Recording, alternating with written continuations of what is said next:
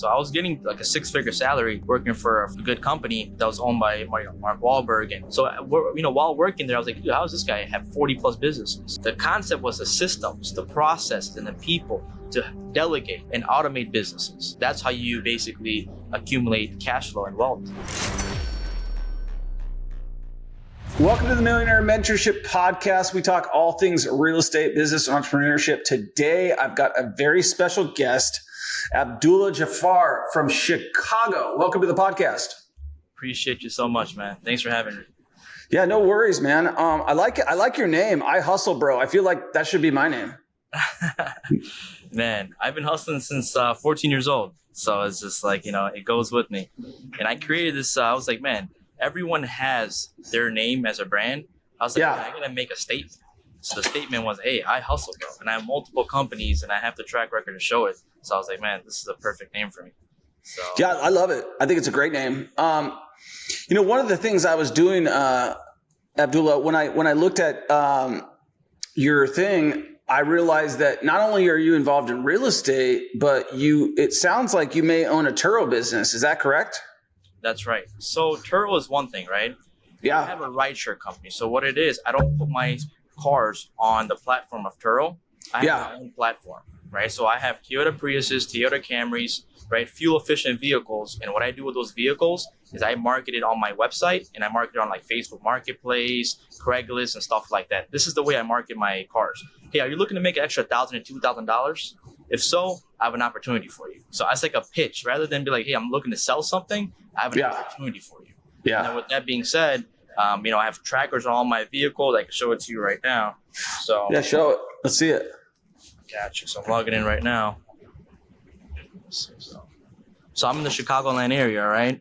So these are all the vehicles that I have roaming around in Chicago. I love that. Yeah. So I love that. So these are all the vehicles. So what you could click one of them. It'll tell you how fast they're going, tell you where they're at. So you have you put one of those GPS in the console like they do when you're selling cars. I put it inside the engine bay. You're super paranoid about them stealing it. We're in Chicago, man. It's a very for sure city out here. So it's just like, and the people that are coming for the opportunity are like middle class, lower class, right? They don't have a vehicle, that can't afford a vehicle, they have bad credit, stuff like that, right? So these cars are under $10,000, the ones that I purchase, and I give it to people like that want opportunity, that want to make $3,000 to $4,000 a month and want to provide for their family, right? So you're allowing people to sublease your cars on other platforms or use it for like Uber or use it for because I've seen this happen in Mexico, and I was wondering if anybody does it out here, because in Mexico, that's all they do. I'm like, hey, where'd you get your car? They're like, I rent it. This guy rents it and he lets me borrow it. So it's kind of like it's a cool business. Like you're not in the Uber business, but you're in the Uber business because you're providing the cars for the people who can't afford to get them, right? Exactly. That's what it is. So we're like subleasing, you could say, to people to drive for Uber, Lyft. You want to do food deliveries. I have nurses that get cars from me, that travel nurses. I have people that just want it for their day-to-day job, whatever, they're working at a restaurant or whatever they're doing. I even have contractors that use my cars and stuff. All types of stuff. I have all types of people that utilize my car. So what we do, we provide the insurance and the maintenance. So I have my own repair shop. So I do all the maintenance here. And insurance under our commercial insurance, and it's full coverage. So, why not go TURO? I'm curious, you're doing this business. It's obviously a good business for you. But it would seem, from me being a TURO customer and I've had one car on TURO, I was going to scale that business. I couldn't find anybody to partner with, but I've talked to a lot of TURO hosts, and I know that they can make, on a fleet like 70 cars, which you said you have I know you could make significant amounts of money. So why not that? So the reason, I'll tell you why I didn't do the TURO route compared to the route I took. So the turnaround time, right? For TURO, people rent for, as 3 days, 5 days, maybe even a couple days, right? So the turnaround time is too much, especially when you have 73 cars. I don't have that much time, or I have to have a lot of manpower to go get a vehicle cleaned and just, do the turnaround. With what I'm doing, it's a 30-day minimum, right? And I have people that have been running for me for a year and a half, 6 months, Yeah. So you got a customer base. Exactly. So that's the way that we're doing it. So that way it's a less turnaround time and more ways to just sit back and relax and just collect the cash flow. That's awesome. So how profitable is that business? So we charge anywhere from $250 to $350 per week. So you can make anywhere from $800 to $1,200 on a monthly basis. Which is better than a lot of houses that I own. That's. And the ROI is insane, man. So you get your return on your investment within, I'd say, anywhere from 6 to 8 months. Even if it's a year, right? Suppose you buy a car for like $15,000, right? And for that, you're paying, you're getting $350 a week, right?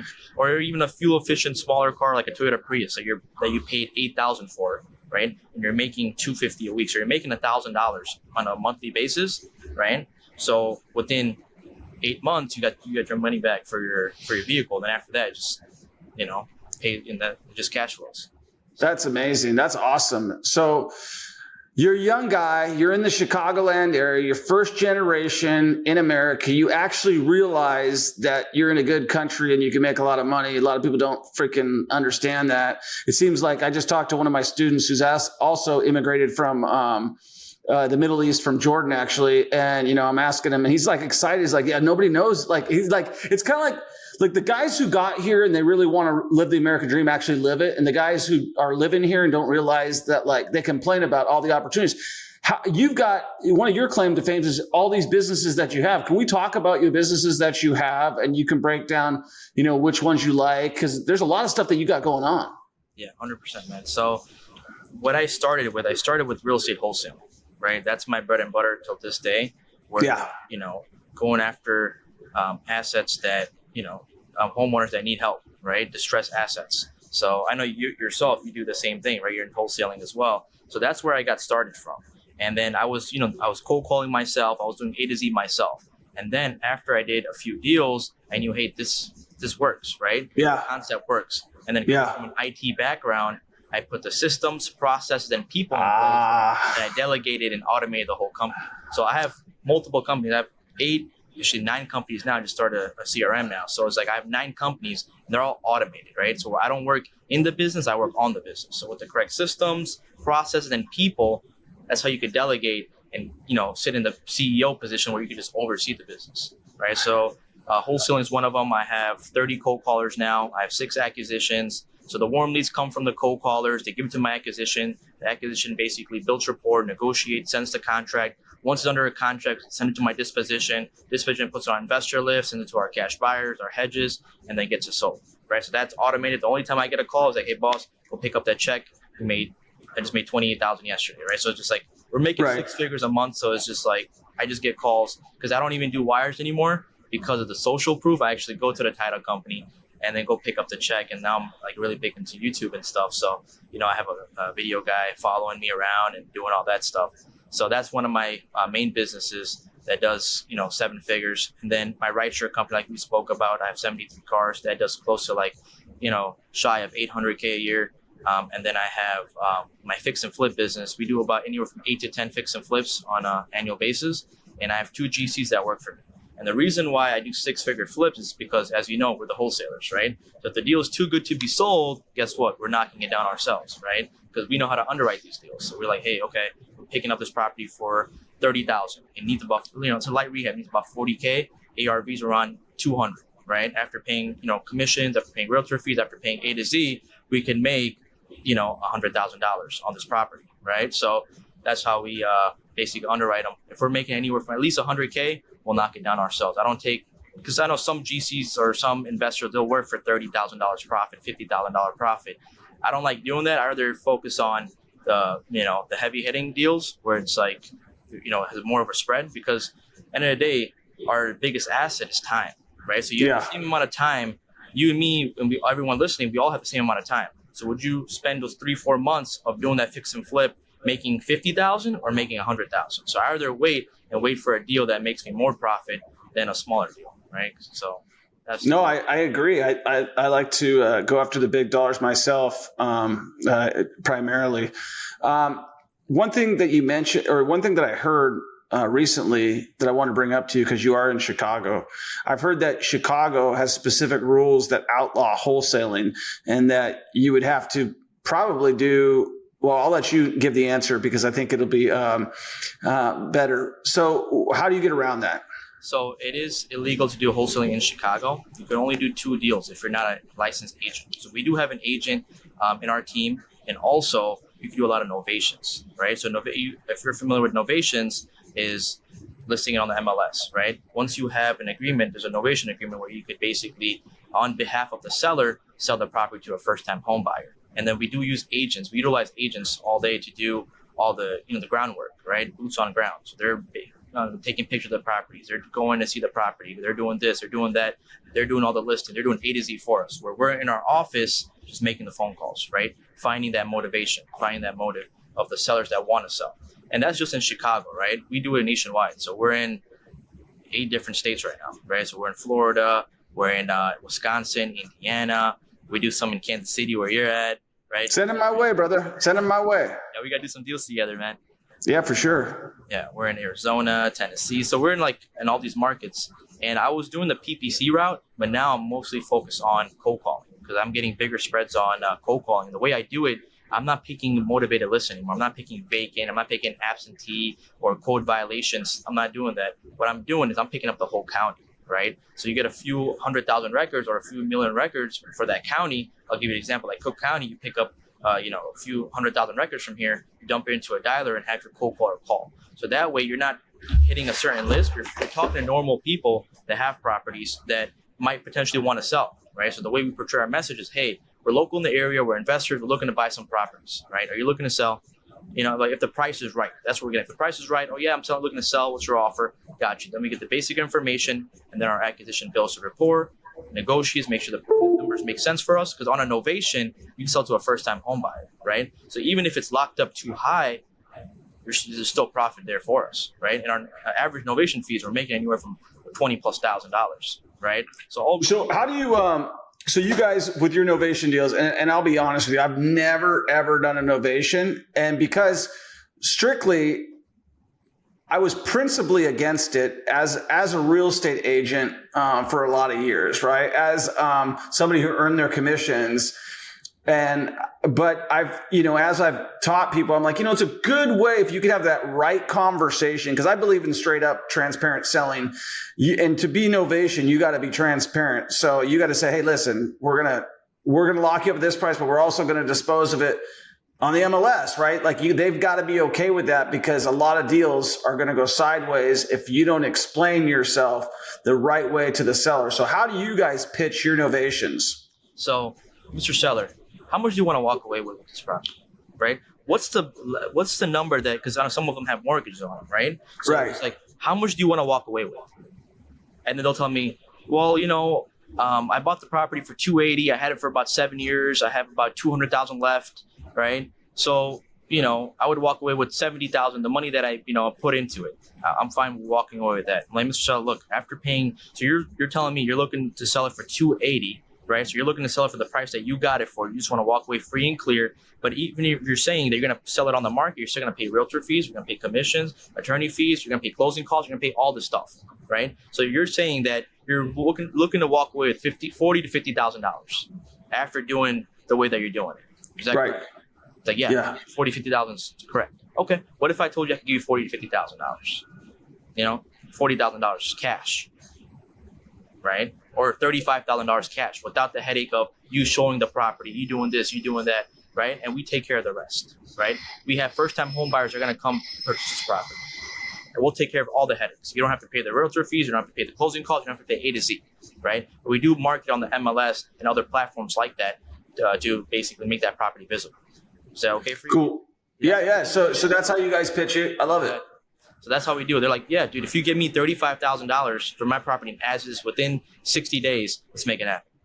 So you're having them sign a limited power of attorney so that you can get the engagement, and you're having them sign some sort of a probably broad-based residential purchase agreement that gives you the rights to put it on the MLS, to do everything else. And I'm sure it's pretty robust. Now, have you ever been sued on that? I have. It's my attorney's, man. He's one of the best attorneys in Chicago. an area, and he made that agreement for me. So I don't know if you know Novation King, right? Novation King, Do not. So he's pretty big on Novation. He does it nationwide, and I got the contract from him, right? But I couldn't use that contract in Illinois without having my attorney look it over and make sure it's it's good for this state. So he looked it over, he did his due diligence. He made it to where it's like, hey, now you're allowed to do it this way in Illinois. So now not just me, but I have so many people here, my students, my colleagues, they all do Novations. Novation is 90% of what we're doing right now, right? 80-90%. It's not even just Illinois, it's nationwide. I think it's one of those things that you've got a limited amount of time before like some law passes where they because the realtors are getting pissed. Like I can tell you like firsthand as a realtor, they're getting pissed and they don't like wholesalers in general. And so the fact that the wholesale, like it, I would venture to guess because it's like technology and social media have really blown up Novations. Like I didn't even hear about them as an agent, right? Ever. And then, early in wholesaling, never anybody ever talked about it, right? It's only become in the last 2 years really like a way that people are kind of becoming more bold on it. But I think that what's going to happen eventually is the board of realtors is going to try to figure out a way to get rid of it. But I mean, obviously, I think there's a lot of money to be made in that period of time. And as you know, and other people know, usually money is made in a short period of time. It's not like it's made like throughout your whole life. And then it's like, how do you turn that next win into another win? So you've got the wholesaling business, you're doing tons of novations, you've got the coaching business, you've got the rideshare business. When we talked on the phone, you had just started another business where you're cold calling for people. Is that correct? That's correct. So there's a company that we started. It's called AK Callers, and it's based in Egypt, right? So I went down there. I partnered with one of my acquisitions at the time, right? And I told him, hey, look, I'm looking to scale. I'm trying to get cold callers. Can you build a system around it to where it's like you could be my manager and manage some cold callers, right? Because I actually initially started it for my own company. I was like, man, I need 10 cold callers. Right. Can you give me 10 callers? He's like, yeah. So he went to the libraries, he went to the colleges, he made some flyers and stuff like that. Right. And he got me 10 cold callers, right? And then I did all the training to where it's like, hey, this is the script, this is this. I have my own personal script that I created, right? Where it's like the RRR method, right? Where it's a relax, relate, reduce method, right? So I taught him how to do all that, and it did phenomenal. I was getting, we're doing 5+ deals a month. We're like, hey, love it. We cracked the code. And then when I got into the coaching side, when I started posting checks and I had people from, social media, I'm like, hey, I actually want to learn this, right? I was like, there's a price to it, right? Because my time is valuable, as you know. So that if you're willing to, pay me for my time to teach you how to build the systems and processes and show you how to delegate this company, I'll most definitely help you out. So my first student got started, and I did the same thing. I was like, hey, can you give me 4 cold callers from my student? So we got 4 cold callers because you can't just do 1 cold caller, because 1 cold caller, you're not really going to get far in this business, right?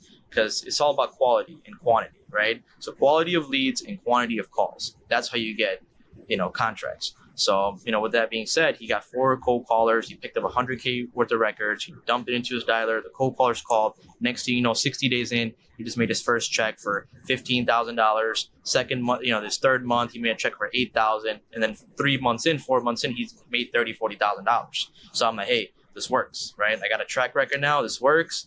Cool. And then more people just started coming in, and I just like, hey, I got the system, because it's a copy and paste method. I'm not creating anything here. I'm saying, hey, look, I've been doing this for 6 years. You're just going to copy exactly what I'm doing.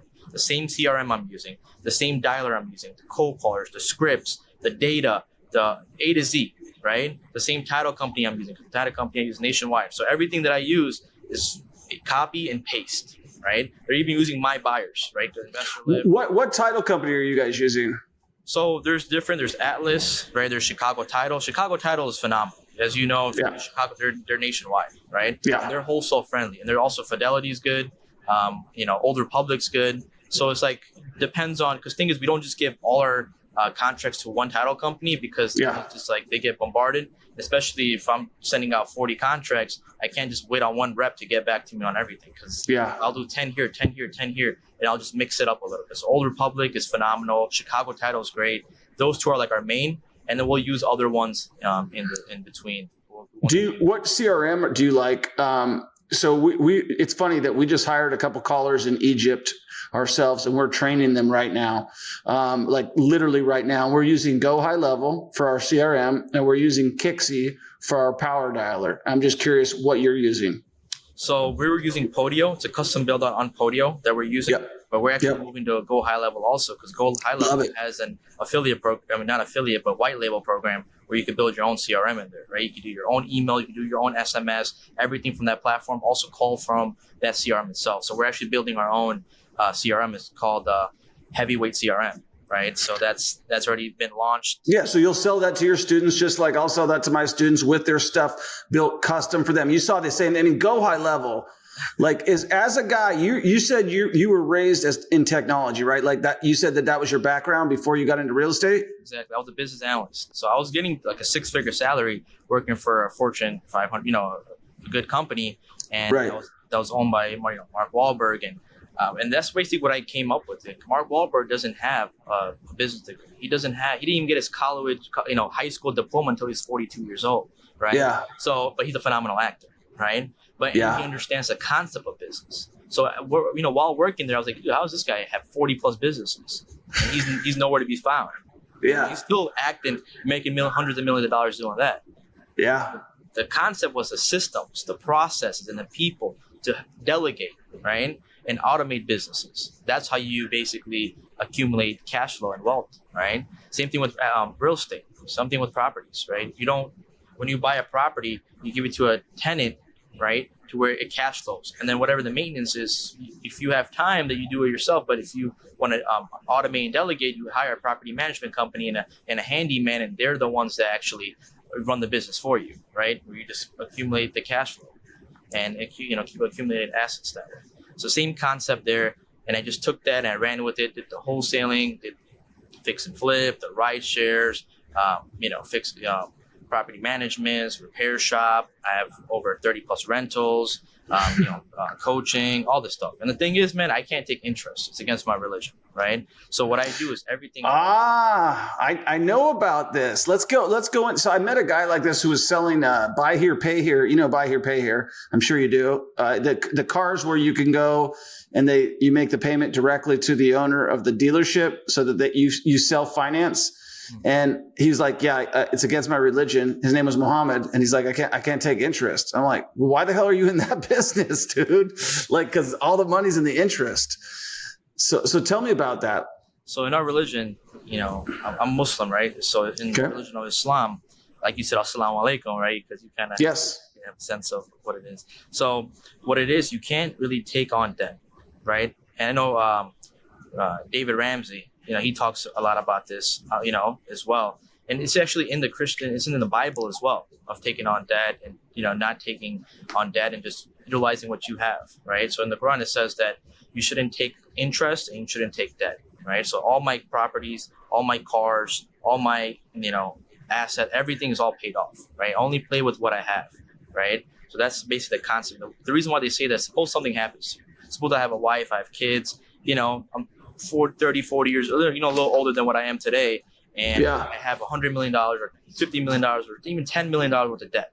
If something happens to me, my wife's work at home or stay at home wife, same thing with my kids. They don't know anything about real estate. Same thing with my wife. If something happens to me, guess what? That loan gets transferred to her. Now she's responsible to make all these payments. So now I'm putting them in a horrible predicament to where now they have to understand what I was doing, right, as the man of the house, as a provider, and now they have, debt under their wing where they can't ever take loans, they can't ever take, now, it's going to be hard for them, right? So that's one of the reasons why they say, hey, don't take on things, because if anything happens, because it's inevitable, we're all going to die, right? So if anything happens, I think so, yeah. So it's just like, that's why they say, hey, don't accumulate debt and just only work with what you have. If you don't have it, if you can't afford it, don't even buy it, right? And here in America, there's a lot of fakes going on, right? Where everyone's just taking on loans, debts, buying Ferraris, fancy cars, and taking on way too much than they already have, because the banks are just giving out the credit. Like, here, take it. Take 50K, take 100K, go play with it, right? And the other thing is, suppose you took out $10 million, you just bought a 100-unit building, right? You bought a 100-unit building. The payments are give an example, I don't know, like $100,000 pay, $80,000 payments, and you're making $100,000 from the property. Now, if what happened in COVID, a lot of people were defaulting on those payments because a lot of jobs got lost. There was no, everything that was going on, right? Right. It had work. So now, as the loan holder, right, the tenants aren't paying. Guess what? I have to pay out of my pocket just to sustain that property. Right? For sure. So it's like, and debtor's prison, baby. Exactly. So there's a lot of risk when it's when you take on debt that no one. You're the only guy I've had on my podcast that I happen to agree with in that. And I tell people this all the time. I don't have a lot of debt. I grew up broke, and I took on debt early, and it taught me a big lesson. Like, dude, you get to see everybody's private parts when the water recedes, right? And we're about ready. So it's funny that you say that, because a lot of people, especially a lot of people right now on social media, are preaching that whole like, hey, take on debt, leverage, buy stuff, use other people's money. And it's like, how many of them have seen bad times? Because it's just been rolling for the last since 2012, we have been in an uptrend. Okay. So 11 straight years, with the exception of right now. And so most of my properties, I have no debt on. This one I bought right now is 50% debt, and that's a skyscraper in downtown Kansas City. But I'm a big believer of paying off your debt quickly, efficiently, and not taking on a lot of debt, because I did it early in my career, and I saw like how it almost crushed me. Like, it did almost bankrupt me and crush me. I made it out, but I learned that one fundamental lesson, which is I don't want a lot of debt. 100%. Tori, you made it out, but a lot of people haven't, right? Yeah. A lot of people actually went bankrupt back in 08 to 012, when the crash happened. A lot of people went bankrupt because they had accumulated so much debt, right? I should have. Yeah, exactly. So, it's like you made it out. God bless, it's beautiful that, but I know a lot of people that, we're buying properties off of, and, people that we talk to, they haven't, they haven't made it out. Right. So it's like, it's tough times. And then also look at the rate right now. I think, what is it? It's like America's owed like $1 trillion in debt or something like that, right? I think it finally hit $1 trillion. I don't even, honestly, that number doesn't mean anything to me. That number is such bullshit. Just like our money's fake. The whole system's a joke. It's like, you might want to own houses. If you want to make money, you own houses. That's the simplest way to make money. Like, you rent stuff out that you own, right? That you're doing that with everything, whether it's your employees, whether it's your services, you rent stuff out that you own. That's how you make money, and you don't have to charge interest for it. I know the guy, you just charge a premium for it. I wanted to get into a topic that's controversial because I feel like you're the right guy to have the conversation with. I posted a video. I happen to be one of those guys who's just really curious. I just enjoy meeting people like yourself, Abdul, and learning about it. I posted a video the other day, like that I had one of my VAs is in Pakistan. And so I was like, hey, dude, I want to learn about the Muslim religion. I want to do a video on it. And I posted that video, I don't know, probably 6 months ago. And I got some big time hate. And I was like, man, let's get into the differences, but let's get into the similarities.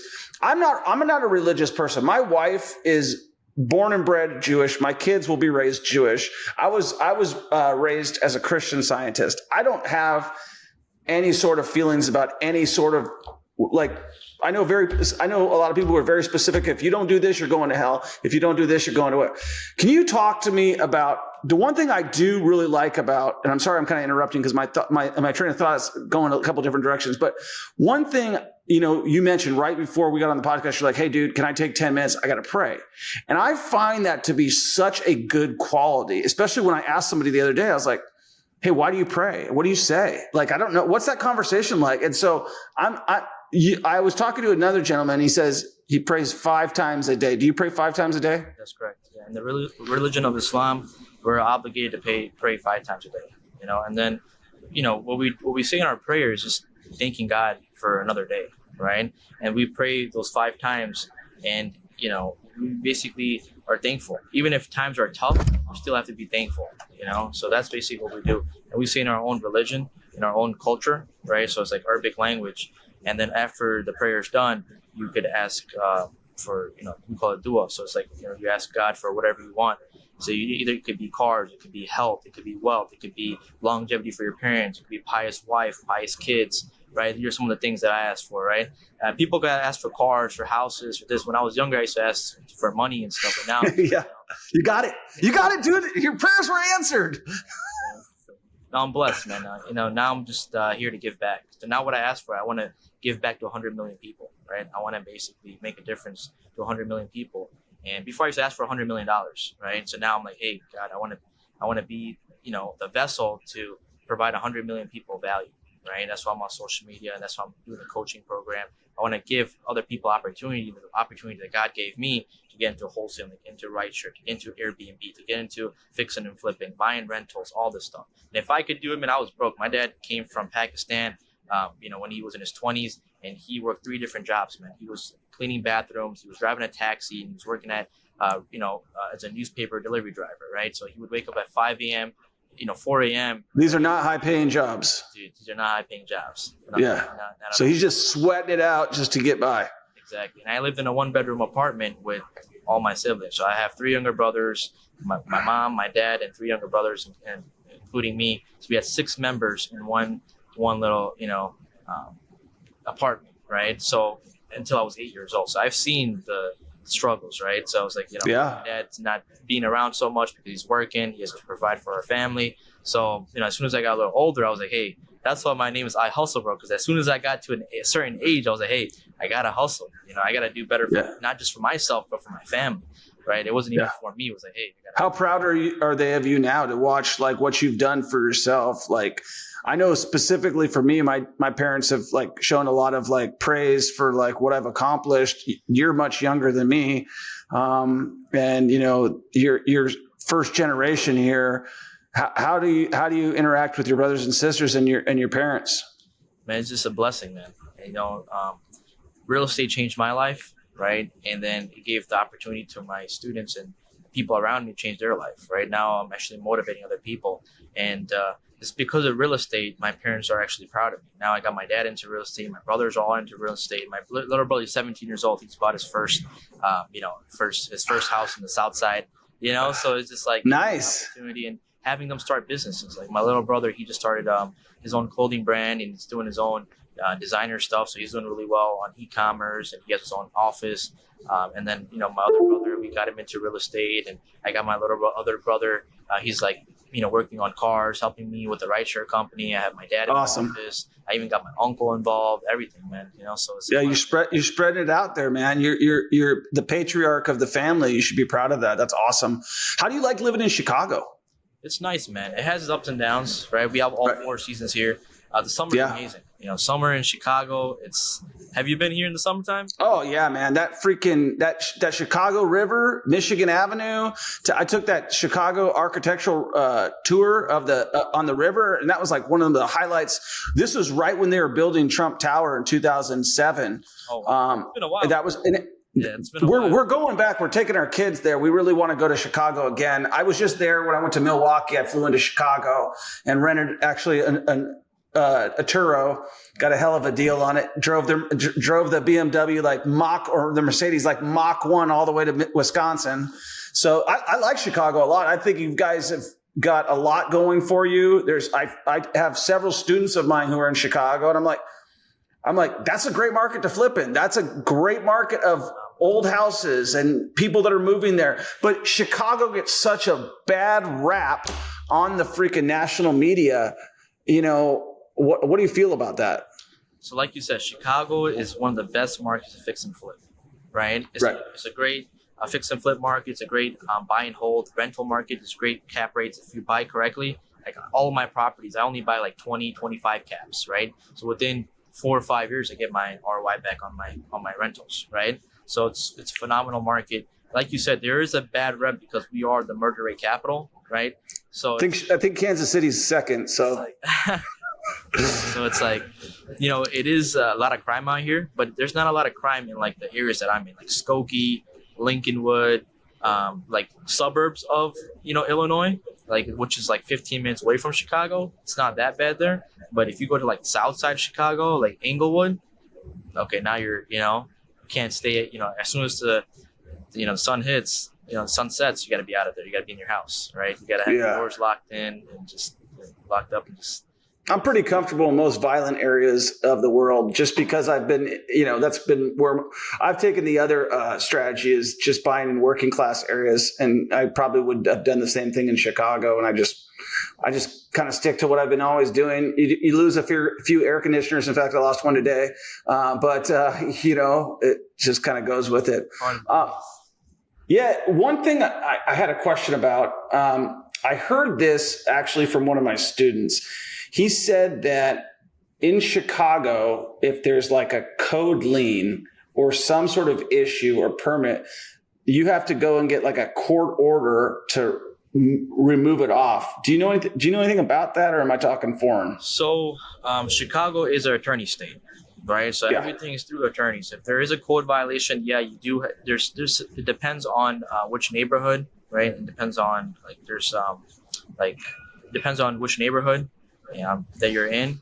There is a code violation, just talk with your attorney. And then, it's attorney state. So I have my attorneys go to court and do whatever they have to do to get the, remove the property's liens, encumbrances, and make sure it's free and clear close, right? So you do have to, deal with the attorney a lot here. It's not just like free and clear where you just go to their title company and just have them, take care of it. It's not like that like other states. But you do have to use the attorney, and you do have to go to court and take care of that. But I personally don't go to court because I have my attorneys taking care of everything. But he's in court like every day for us, doing something. So well, businessmen use attorneys. Like that's one thing it took me a long time to figure out. Like I'm like, wait, even though I'm paying this guy $250-$300 an hour, like he's way better at doing this paperwork than I am trying to learn how to figure out everything. I mean, that's what they do is they do paperwork. They push stuff around and, that's what they're there for. So I think 100%, any good businessman's going to use an attorney. So you're just saying you just need you just need an attorney. And these are small issues. So you can hire somebody who's not like the best, somebody who just show up for you and get the thing done. Right. That's what I recommend for your student. If anyone here is wholesaling in Chicago and there's like liens and encumbrances and code violations and stuff like that, just use an attorney. Because we're not attorneys here, right? We're not lawyers. We're not accountants. We're not, any of those professions. We're wholesalers, right? We're a sales and marketing company, right? So as a sales and marketing company, our job is to acquire off-market assets and help investors with lucrative deals, right? And that's how we get paid in the middle, right? So that's basically what it is. We're not a real estate company. We're a sales and marketing company, right? So anything out of that, like, closing, title companies, attorneys, we just delegate everything to where it's like we just want to get it free and clear and use other professions that know what they're doing to get us to the closing table faster. Because if we go to the court and do this and do that, so, we don't know the ins and outs of it like these guys do because they've been doing it for so many years. It's going to take us a little longer to get to the closing table rather than paying a professional a few $100 or a few $1,000 to get it even faster. Yeah, just price it into the deal, right? Just price it in, make sure it makes sense for you. Right? Just like marketing. Yeah. It costs money to acquire a deal. It costs money to hire a cold caller. It costs money to do all that stuff, right? So, yeah, I love it. So what's next for you? You've got all these businesses going on. You're building out new stuff. You're being super successful. You're trying to teach 100 million people how to be successful. What's next? So right now, I'm building out my cold call agency because right now we have about 400 cold callers, and I'm trying to get that to, if God wills, get that to 10,000, right? So we partnered up and did some white label with some heavy hitters in the industry, some people that you might know, but I can't say because, sure. You don't have that agreement. But I think I know who they are. Yeah, you probably do. So the company. Yeah, I've seen some stirs on it lately, just, because people can't hold stuff back. They kind of just drop stuff. You're like, oh, okay, something's going on. So the company's called AK Callers, right? So we're lethal in the business. Why have an OK caller when you can have an AK caller, right? So coming from Middle East, the most powerful firearm was the AK, right? Where that's what they use in war. So I was like, man, I gotta have so that's where the name came from. I was like, man, I gotta have lethal cold callers that are trained by not just me, but I have other influencers, other people in the real estate space training my cold callers. There are like, some of the guys some of the guys that you even I know you had a show, you had an event. So even some guys at the event, Well, that's exactly who I was referring to. I think I know exactly, some of these guys. But yeah, so that's basically what I'm trying to do. I'm trying to expand this business. We just bought a commercial building down there, and man, to buy a commercial building there, 10,000 square feet only cost $60,000, right? So that's what we did. We just bought a property. That was in Egypt? In Egypt. Man, I would love to go with you sometime. I've been threatening to go to the Middle East for a while now. I've been to Israel. I took my former boss, who's Israeli. I took him to Israel for like a gift, and I enjoyed that. We stayed right on the Gaza Strip and stuff, and I heard all the. I mean, Israel. I mean, it's pretty. You're from the region. You understand. I mean, they're like. I'm like, why are you checking my freaking backpack? Like every time I go anywhere, it's like, it's pretty crazy out there. But what my question is, so we're paying our guys, I think, $240 a week per caller. We know that's a markup. Like that is a markup. So what do you guys pay your callers per hour? So what I'm doing is we're charging $4 an hour, right, to the public. Right. $4 an hour. And they work 180 every 4 weeks. It's 180 hours, right? So it's 45 hours a week at $4. We don't take any deposits. We don't do no upfront costs. Nothing. You pay as you go. You pay for the month. You pay for the 180 hours, right? Which is $720. You just pay per month, right? So what you do, you just get a dialer. I recommend Ready Mode. Get some data, dump it into the dialer. Each cold caller basically needs 10,000 records, right? 10,000 records for those 4 weeks. And we guarantee you 2 warm leads per day, right? So you get 60 warm leads. And the metrics behind cold calling, compared to PPC, is every 28 to 30 warm leads that come in is a contract. So you should get 2 contracts from a cold caller, right? And from PPC, it's every 8 to 10 PPC leads that come in, it's a contract, from PPC. So if you do a comparison on PPC, I'm spending anywhere from $150 to $200 a lead. Compared to cold calling, I'm spending $720 per month, right? So when I did the math, it's interesting. I just had a guy on named Nick Perry, who's a big wholesaler nationwide, and he was like, "I'm all PPC," and he was saying that he didn't like cold calling, and he made a good point, which was that it takes more, that there's so much more time into cold calling, but I happen to love cold calling too. I think that you can control a lot more, but he runs his entire business off of PPC. So you came from the PPC space and have since gone into the cold calling space. And you think that cold calling is a much better solution for real estate. It's more efficient for people that want to start off and scale. Right, it's more efficient to do it that way, right? Where like I mentioned, one cold caller is $700 a month, right? Compared to PPC, you need $3,000 to get a contract, right? Yeah. So it's like, if PPC is good, you have homeowners coming direct to you, right? You have inbound leads coming in, right? So it's like it's phenomenal. I like that strategy also. But if you compare it to, the expense of marketing, which one makes more sense? I rather get 3 cold callers and I'll get anywhere from 6 contracts a month, compared to getting 1 contract in PPC, right? So let's go down this. So if I'm to hire you, because that's the hardest part right now is training these guys out. These guys are trained already. Exactly. They're trained by us. So that's the best thing about it. So if I want to hire 2 guys right now, we cut a deal. I hired 2 guys that cost me $1,440 a month. That's correct. $1,440 for 2 callers. Every 4 weeks, they're trained by us. I do weekly trainings, and I have other influencers and other real estate professions that are really good at sales and training. They train on a weekly basis. So we host 2 trainings every week. So usually it's every Tuesday and Thursday. So I have 2 different people training on the same script, right? So everyone's trained on the same script. And the thing is, we don't talk about, hey, what's the how old is your roof? What's the HVAC? How many years? When was the last time we changed the HVAC? When was the all that BS and bullshit, right? We go direct. Like, hey, we're local in the area. We're looking to buy some properties. Are you looking to sell or not? Right? Straightforward. If they are, awesome. Hey, is it vacant or is it occupied? It's 2. Either it's vacant or it's occupied, right? This or that. Okay, it's vacant. Cool. How long has it been vacant? How many beds and baths? Just basic information. We just want the basic information so we could pass it to an acquisition, and the acquisition is the one that does the rapport building. So he'll be like, okay, hey, Mr. Seller, I just got this information from one of our colleagues, and they mentioned from Samantha that you spoke with. She said, hey, you have a 3-bedroom, 2-bathroom, 1,200 square foot that you're looking to sell. Is that correct? Gotcha. Okay. Is there anything else I should know about the property? Get some more information. Awesome. It looks like a good piece of property. Why are you looking to sell the property? right? It looks like a good piece of property. Why are you looking to sell?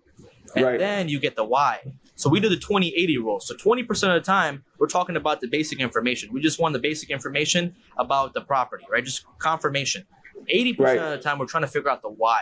Why does the seller want to sell? Because that's where we make our money. We make money by solving problems. I want to see if I can. Bingo. Yep. 100%. I say that to everybody all the time. I said, if it's all about the money, if they're saying, if I get the right offer, if I get the right price, I'll sell that. I said, you're never going to make any money. If it's a problem and you got to solve it, that's where the big dollars come in. So you guys pull data lists, you guys do all those things. I love that, man. Is your goal, I'm going to ask you this question. Who runs REI call center? Because I'm guessing your goal is to compete with those guys, right? Yeah. So those guys, there's two friends that run it. I met them too. They run their thing, and we're actually, we have more callers than them. That's what I've heard.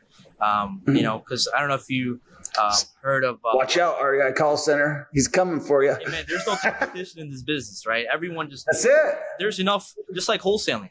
If you wholesale and I wholesale, I'm not going to be like, hey, you better watch out in Kansas City market, because you're like, there's enough properties for everyone to eat. You, me, and 100 other wholesalers in the market, right? So. Well, not only that, but real competitors don't fear competition. They embrace it because they're like, oh yeah, we're going to see who's going to come out and shine here. 100%. Right?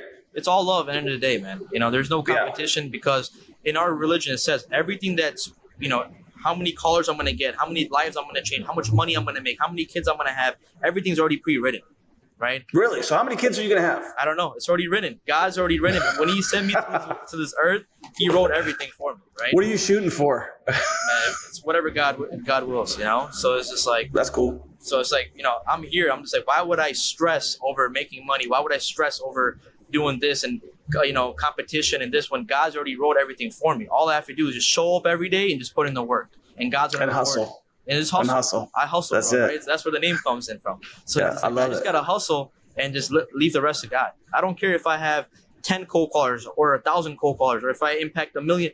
The goal is 100 million, right? 100 million people impacted. But even if I get a little close to it, even if God wants me to impact 100 million people, 3 million people, or even 300 million people, I'm okay with it, right? I'm just here as a vessel and just trying to perform every day, man. Because high peak performers, they don't stop, man. They hustle every day. You just gotta. The high performers, they just show up. Like LeBron James, Kobe Bryant, he just shows up.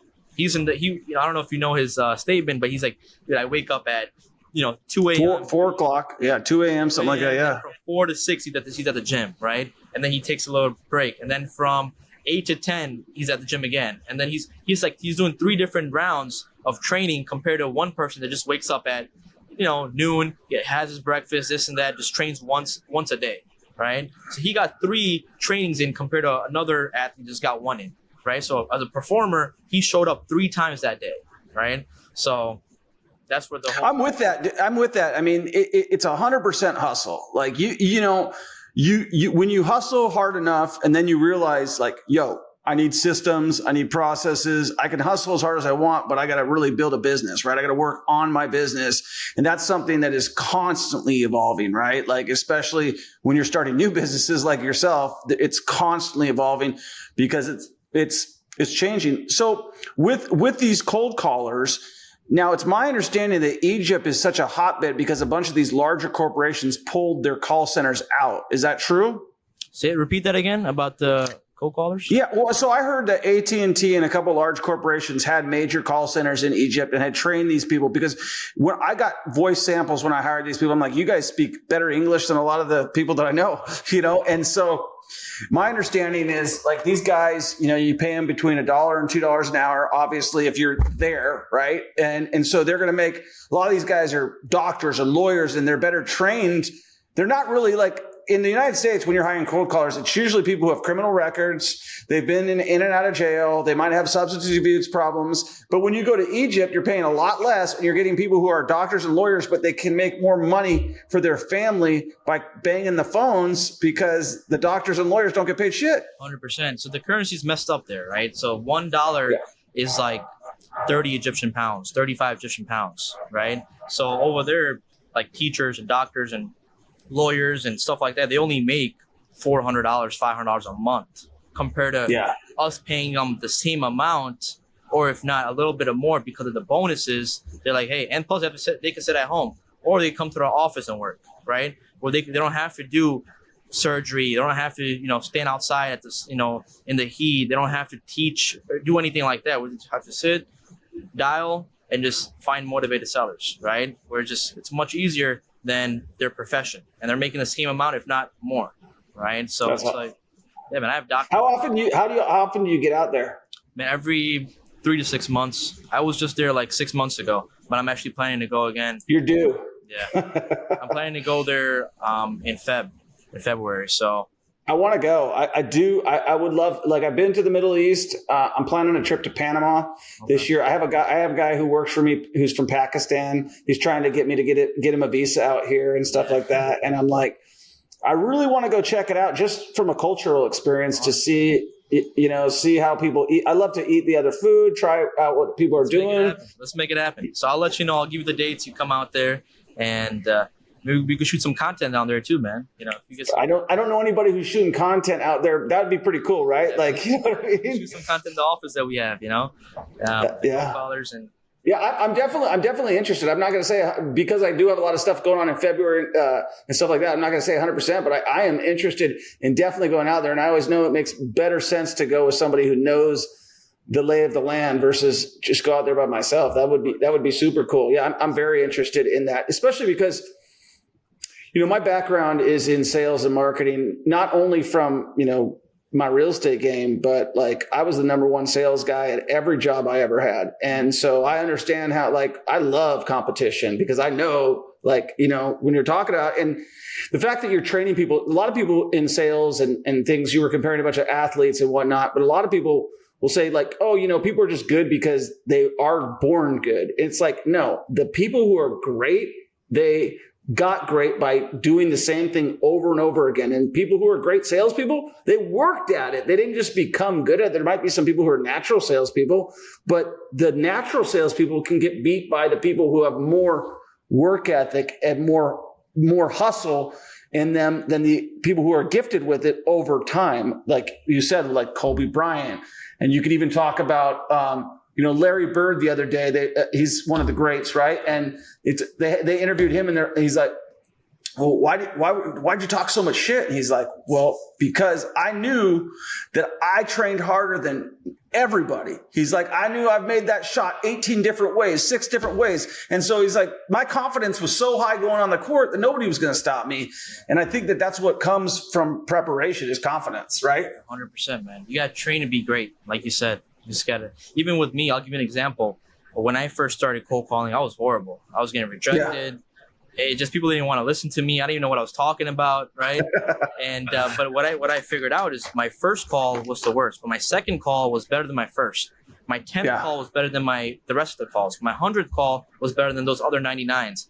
Once I'm in 10,000 calls, I knew, and then, after 10,000 calls in, you're better than the 9,999 calls, and now you kind of understand, like, hey, all it takes is practice, right? All it is to be great, you got to practice in anything that you do. It could be basketball, football, baseball, cold calling, acquisitions, dispositions, anything that you do. You just got to keep practicing to be great. So are you building anything big? I know you're not taking on debt, so you got to be, you're making one step at a time versus trying to jump too far.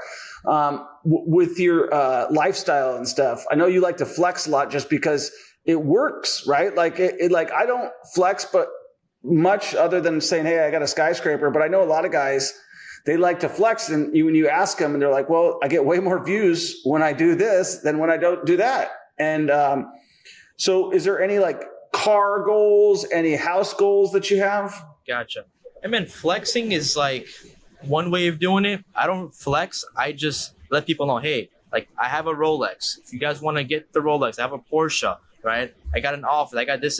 I'm like, hey, for me to get there, it took patience, dedication. It took a lot of hard work, right? So it's like, this is not even, I wouldn't consider a flex. I consider it trophies, right? So these are trophies that I accumulated in the journey of business, right? So that's why I tell people, it's like, hey, look, a lot of people, because people flex with fake cars, Lamborghinis and Ferraris, and all this stuff, mansions. Like I don't have a Ferrari, Lamborghini, anything like that yet, right? Yet. So yeah, so it's just like, but whatever I do have, I'm like, hey, I do have 30 rentals paid off. I do have Airbnbs. I do have an office that I paid off. I do have a Porsche, Rolexes, right? Stuff like that, which I'm just like, hey, I got this stuff because of real estate wholesaling, right? And there's no cap in my rap. I'm like, hey, look, this is what I do. These are the checks, right? Stated today's date, right? Or a few days, in between of whatever the date is today. And I'm like, hey, look, I just made this. If you guys want to learn, hit me in the DMs. I'll give you guys my blueprint, right? So it's just like, just being genuine about it, man. I feel like when you flex too much and this and that, it really doesn't work. It might work. What's the most money you've made in a wholesale deal? $102,000 of one conversation. Nice. Yeah, that beats me. I'm at 90. So, yeah. But I honestly haven't wholesaled since 2014. So we teach guys how to do it, but we pretty much wholesale or take everything down on our own. Right. That's the best way. Well, and to be truthful, relocating, we did wholesale. Actually, I did wholesale in Vegas to a lot of guys who you probably know. And that's why I got into the social media, because I was wholesaling these guys like Pineda and Casey. And a lot of these guys, I was selling them my junk because I would go after the really, like you mentioned, I want to go after the really big deals, right? For myself personally. And so I'd sell the rest to everybody else. But other than that, I really haven't wholesale a lot because we have to rebuild out our acquisitions department coming in here to Kansas City. And so much has changed from this digital revolution. You're like, well, I don't even need them to be in-house now. Like, I don't even need them in-house at all. No, 100%, man. That's what I've been doing too. I've been knocking whatever I can down myself. And then, if the deal is too good to be sold, I'll knock it down. But majority of the time, just to build capital, we'll just wholesale it out. That's like the main thing. And what we're doing right now, man, is just building as much capital as we can. I don't know if you know this. You might know this. You're in the industry. There's more foreclosures right now than there were back in 2008, right? It's just like, really? And there's like the forbearance got extended till February 24th. So after February 24th, when the forbearance gets lifted, man, you're gonna see an influx of foreclosures more than from back in 2008. Right. So we're just preparing ourselves for that. And even like my investors, like I have investors that have 10,000 properties, right? I have like, even my friends, they have, they fix and flip thousands of properties. They hold hundreds of thousands of properties. So they're telling me this because they have the inside scoops, right? So people listening, you got some free inside scoops, of like what these higher network people are telling me. And they're like, hey, Abdullah, just hold some capital. When the forbearance gets lifted, either they could extend it, or once it's lifted, you see an influx of foreclosures where you got to, because at that time, loans don't work, right? Banks don't want to give out capital. They just, cash is king, right? So if you have a few M's just sitting around where you're like, hey, I want to buy stuff at 50 cents, 40 cents, 60, and these properties are going to be a little bit better condition, right? Because these are like people's houses. They already renovated or they just bought a few years back, right? Or pre-COVID or in COVID, So you're going to see a lot of good properties, people that bought properties for, I'll give you an example, like for 300, 350, people that bought for 350, you can pick it up for 250, right? Like you pick it up for 70 cents on the dollar. That's where I made my money, bro. I bought all my houses. I went from dead broke to, I had $800,000 in debt. And I went from $800,000 in debt, losing $2,500 a month because of like what we talked about, like not cash flowing. And I turned it around and I bought houses for cash, and I bought them in 2009 through 2011 in Vegas. I stopped buying in Vegas in 2011, really, other than flipping, and, just bought properties for cash for 15 grand, 20 grand. But I think the biggest opportunity is going to be in the commercial market, because the banks have kind of figured out to not crash the economy, they got to slow the foreclosures on the residential side. Yeah. But they don't give a crap about the commercial side. And the rates have I know personally, I know of several people who have multiple properties that they are in default on. Yeah.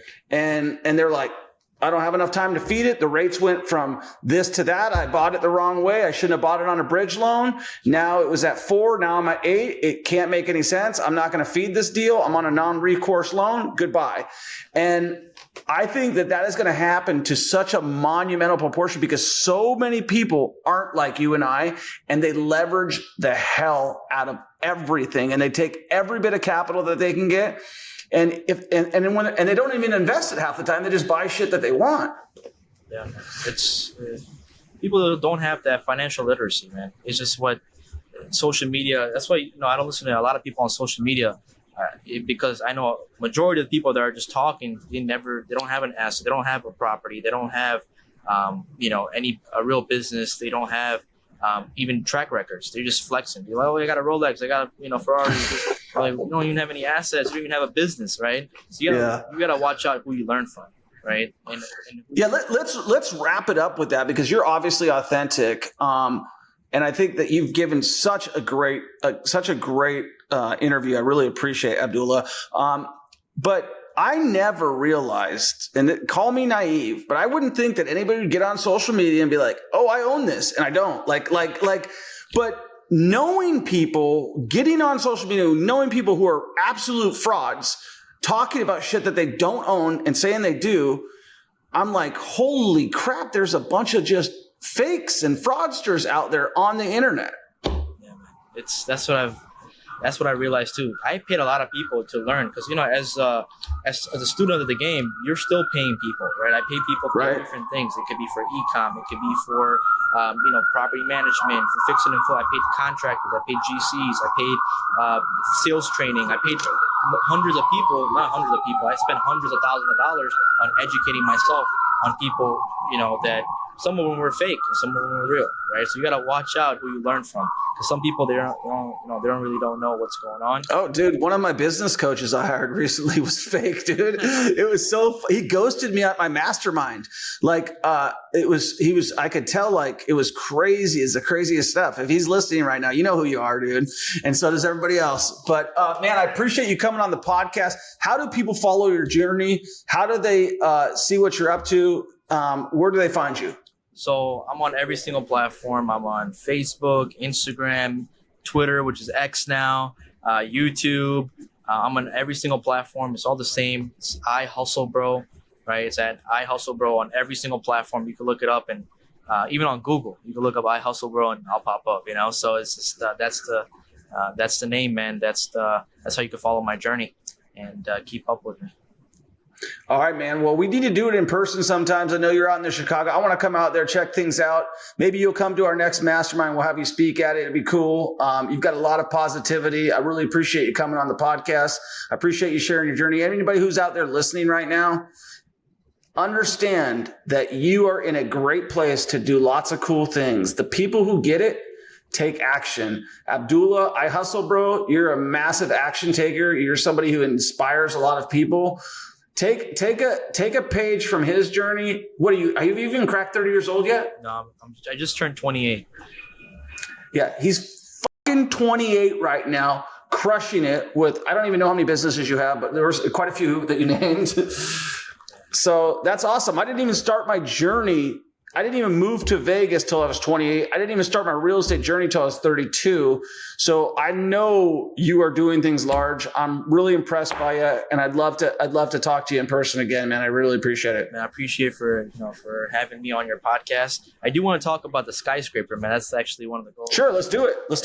So, if you want to talk today, we can talk today, or we can talk in private about it. I want to see how how'd you get it? Did you pick it up off market, or did you acquire it from the market? How'd you do it? No, I got it on the market. So I was looking for a building for myself. I knew that I was starting a coaching business. I knew that I was moving to Kansas City.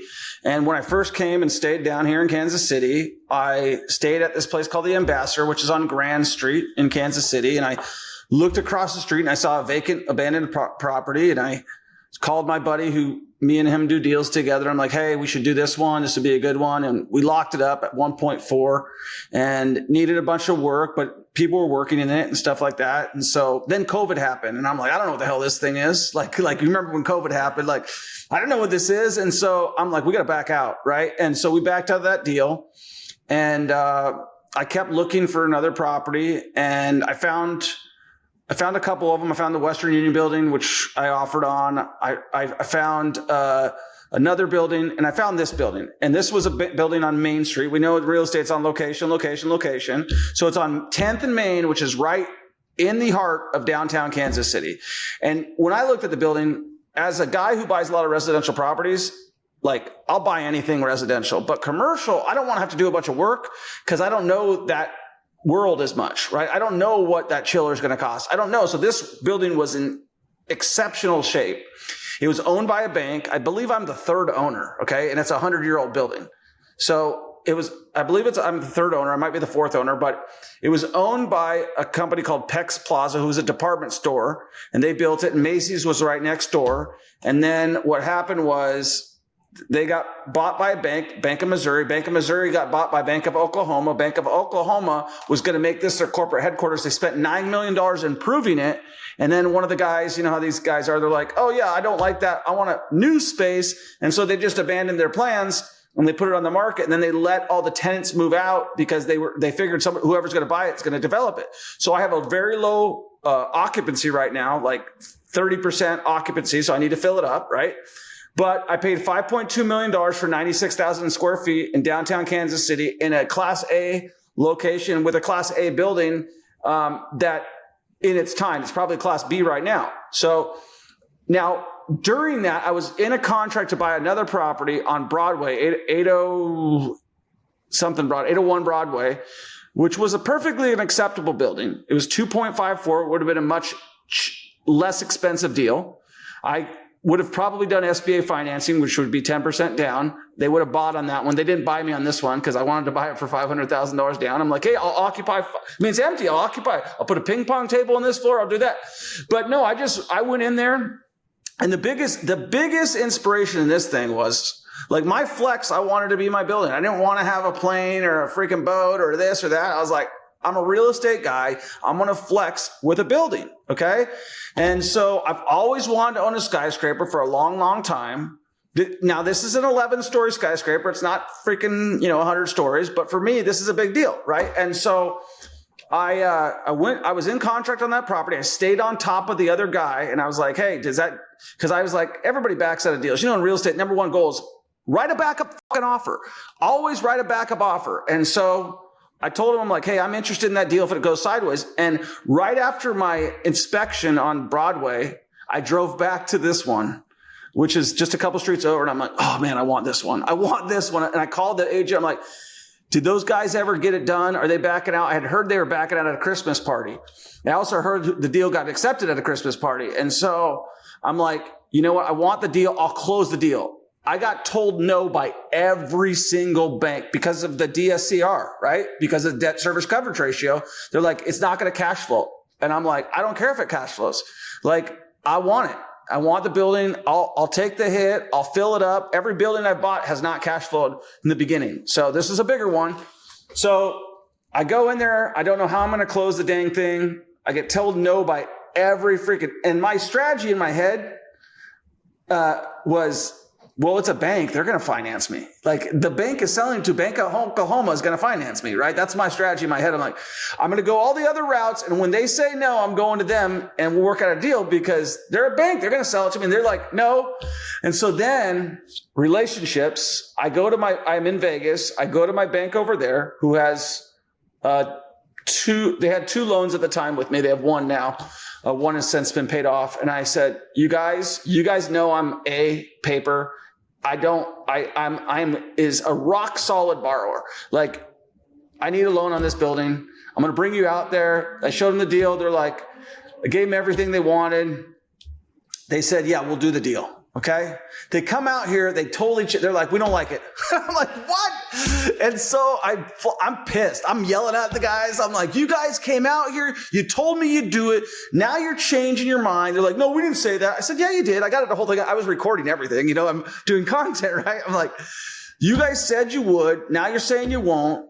I'm like, and then they went back. I gave them a big enough guilt trip that they said, okay, we value your relationship long enough, but you got to go 50% down. And so that's what we did. And so I closed it. The goal here is to do, you're doing shared cars. We're going to be doing competing. It's funny because 3 of the tenants who have contacted me all want to sublease it and do shared workspace. That's what we're doing right now. And we're going to do penthouses and condos in the top floors. I'll build myself a nice one so that when I move out of town, I got a nice place to go to. But yeah, and I'm planning on doing a few more. There's one I'm working on right now.